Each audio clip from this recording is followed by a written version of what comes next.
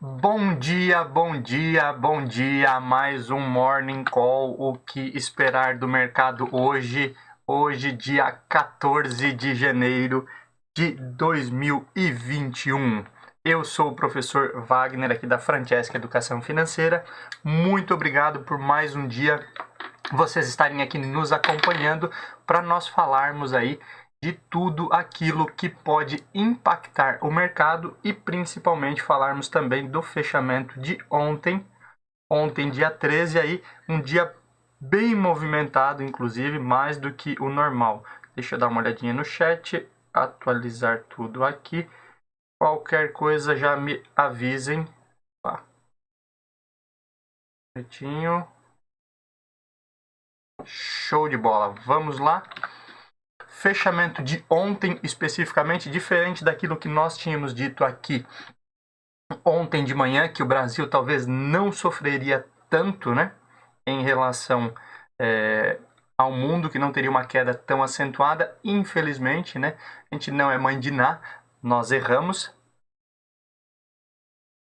mas a oscilação em renda variável em bolsa de valores ela é normal. Ontem, além aí de questões de aumento de coronavírus aí que já vem desde a semana passada aí com recordes na Europa, ampliação de medidas restritivas, impeachment do Donald Trump nos Estados Unidos, que movimentou o mercado. No Brasil, nós tivemos aí notícias políticas que fizeram com que algumas empresas despencassem.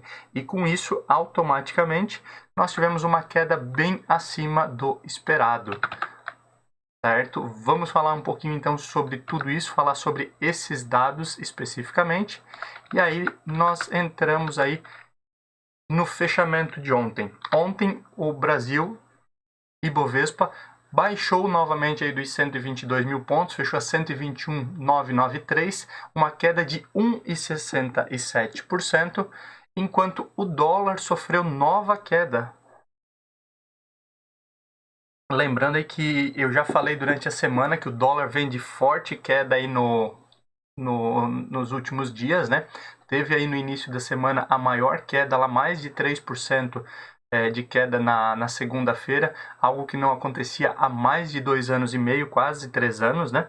E o dólar caiu novamente, aí, muito por conta aí dessa realidade nos Estados Unidos também, e fechou em 5,31. Uma queda não tão grande, mas uma queda de 0,23. Lembrando aí que lá no mês de dezembro o dólar chegou aí a uma cotação de 5,04, 5,03. Então aguardemos aí as cenas dos próximos capítulos. Nasdaq, que é a bolsa de tecnologia norte-americana, fechou com alta de 0,43 ontem a 13.128 pontos.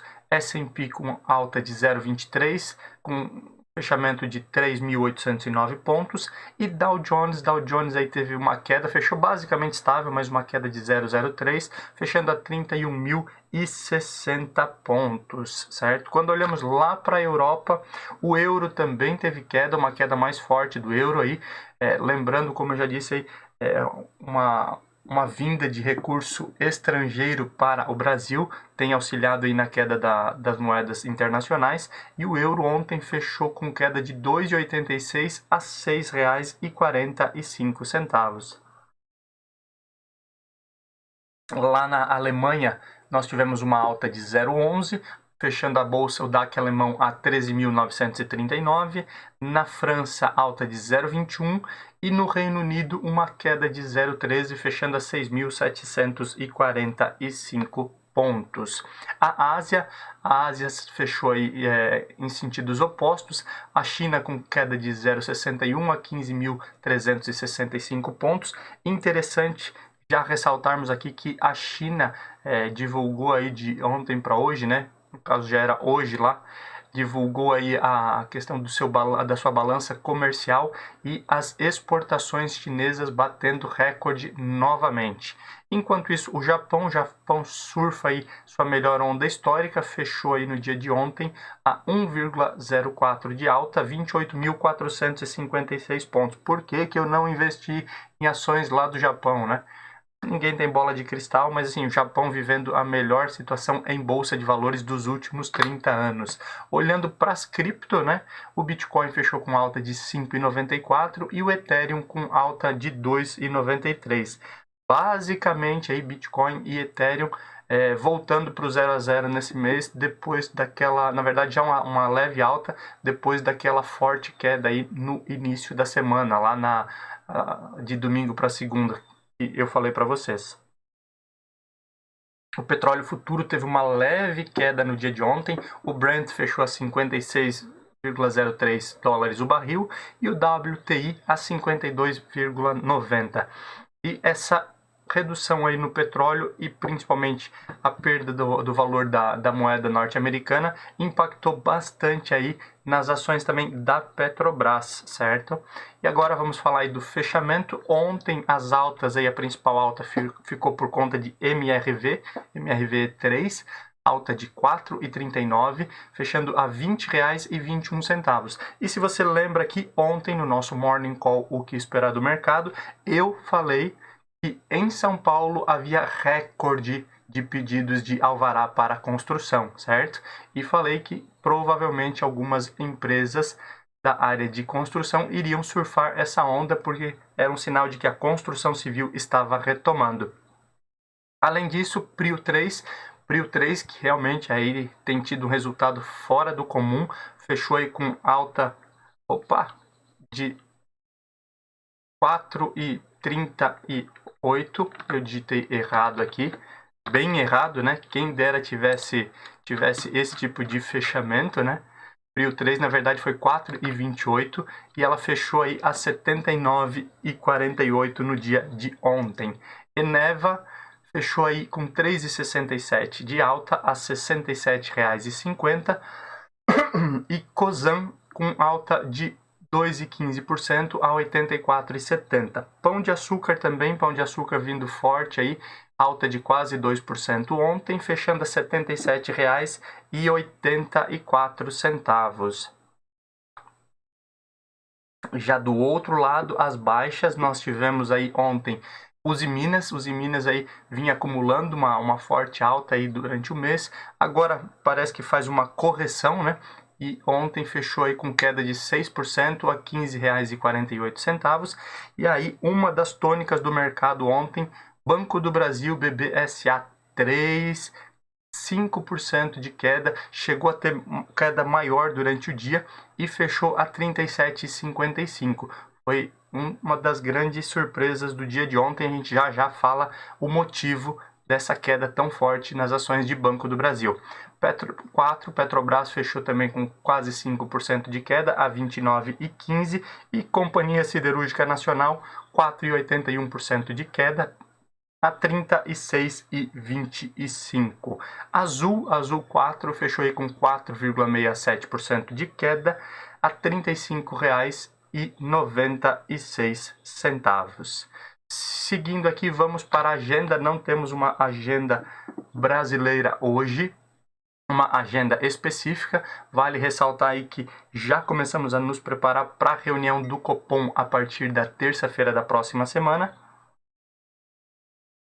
E o Copom anunciou que só vai divulgar qualquer informação após as 18h30. O Copom já começava a divulgar a partir das 18 horas, o que já impactava no mesmo dia algumas situações de mercado, só vai divulgar depois das 18h30. Então, na terça e quarta-feira da semana que vem, reunião do Copom e na semana seguinte, ata do Copom. Podemos falar mais sobre isso num outro dia aqui, mas vamos para a agenda internacional. Hoje teve divulgação aí do PIB de 2020 da Alemanha, da balança comercial chinesa, que eu já falei lá atrás, né? Balança comercial chinesa de dezembro renovando recordes entre exportações e importações. Ata da reunião do Banco Central Europeu vai ser divulgado hoje. Isso é muito importante porque essa ata vai definir os próximos passos aí do Banco Central Europeu, principalmente em questão de estímulos econômico e tratativa da economia europeia por conta aí da pandemia do coronavírus. No Japão, vamos trazer o Japão aqui visto que o Japão tem surfado essa onda positiva, né? Hoje vai ser divulgado no Japão, ou melhor, já foi divulgado no Japão, tá? O índice de investimentos estrangeiros no país, nas ações do país. Como será que está esse índice, tá? Nos Estados Unidos, por outro lado, temos aí divulgação dos pedidos de seguro-desemprego e a média das últimas 4 semanas dos pedidos de seguro-desemprego. Política, vamos lá, a tônica sempre, até o início do mês de fevereiro vai ser eleição na Câmara e no Senado, certo? O PSDB agora definiu, apesar de ter deixado a bancada livre para votar, mas a princípio boa parte da bancada deve apoiar Rodrigo Pacheco para o Senado e assim o DEM a princípio consegue maioria para ganhar do MDB, né? Lembra que, se você nos acompanha aqui, o MDB a princípio iria lançar candidatura única e garantir o Senado, agora deve perder ou pode perder, né? Muita coisa pode ser costurada até os primeiros dias de fevereiro. Desculpa. Muita coisa pode ser costurada até lá, mas a princípio o senador Rodrigo Pacheco deve assumir aí a presidência no lugar de Davi Alcolumbre no início do próximo mês. O Centrão e não Central, né, cobiça a presidência do Banco do Brasil. E aí vamos lá, a primeira tônica. O presidente Jair Bolsonaro deve demitir o presidente do Banco do Brasil, por conta aí da questão que ele não foi informado, entre aspas, do fechamento de agências e das demissões que o Banco do Brasil aí no início da semana ele divulgou. E isso fez com que ontem o Banco do Brasil tivesse aquela queda forte. O governador de São Paulo, João Dória, né, e o PSDB tentam ampliar o apoio à Baleia Rossi. Baleia Rossi é um dos candidatos à presidência da Câmara.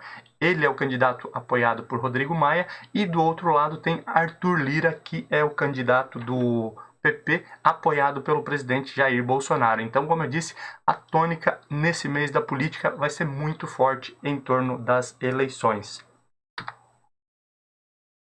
Economia, voltamos aí à questão de André Brandão provavelmente deixar a presidência do Banco do Brasil. E aqui o grande detalhe é, André Brandão assumiu no mês de, se não me falha a memória, setembro ou outubro do ano passado, com a saída do antigo presidente. Então, isso é muito importante porque, se você lembrar lá na época do governo Dilma, se falava muito da troca de ministros, da troca de pastas. E sempre que você tem troca, seja no governo ou seja numa empresa privada, existe aquela dúvida. Como é que o novo presidente, como é que o novo chefe vai tratar os problemas? Por isso, ontem o Banco do Brasil teve mais de 5%, ou melhor, quase 5% de queda ao final do pregão. Um dado importante, notícia boa, o indicador de serviços de novembro de 2020 cresceu 2,6%, um pouquinho acima do esperado.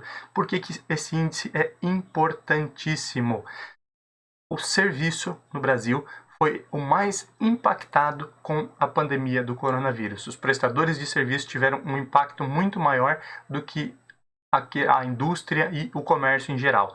E esse crescimento pode demonstrar aí uma retomada econômica, esperamos que continue assim. Falando agora em coronavírus, a Sputnik V deve ainda nessa semana solicitar à Anvisa aprovação emergencial para uso da vacina. Qual que é a Sputnik V? Quem vai lembrar é aquela da Rússia que, vamos lá, brasileiro, né, não perde a piada. A da Rússia é aquela que você não poderia beber durante 46 dias, certo? 42 dias. Depois foi dito que é apenas 6, né? Mas é uma das vacinas aí que pode ser aprovada. Esperamos, como eu já disse, que em breve tenhamos vacina para toda a população, que possamos estar imunizados e voltar à nossa vida normal. O Donald Trump ontem, tá? Ontem o Trump... Oi, Ellen, bom dia, tudo bem?